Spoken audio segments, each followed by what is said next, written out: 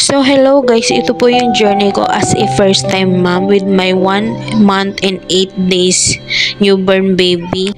Dito po is na-confine po siya dahil sa pneumonia disease. Ganito pala yung feeling pag yung anak mo nagkakasakit, yung doble yung sakit, yung kirot, yung parang dinudurog ka pa ulit-ulit dahil nakikita mo yung anak mo na nahihirapan pero lumalaban pa rin. Actually, 10 days po kaming nasa hospital niyan.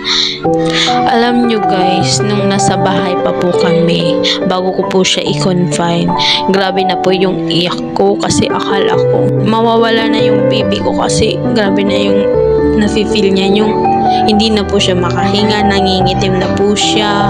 Hindi ko alam kung anong gagawin ko. Until sa ako na po mismo yung nag-decide kasi yung family ko, hindi naman po sila makapag-decide. Kaya sabi ko, ate tara na, samahan mo pumunta sa hospital kasi i-confine ko na yung anak ko. Alam nyo guys, that time na i-confine ko yung anak ko, yung hawak ko lang pera is 1k pesos lang.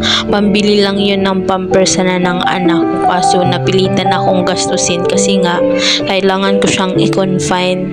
Kasi nga nangingitim na siya, hindi ko na alam kung anong gagawin ko. Alam nyo guys, sa unang gabi pa lang dun sa hospital, grabe na yung iyak ko kasi alos 3 nurse na yung nag-a-assist sa akin dahil sa anak ko. Dahil nangingitim na po siya, hindi na po siya makahinga, kaya po pinalagyan na po siya ng oxygen. Halos grabe yung iyak ko noon, pati awa sa anak ko kasi hirap na siya.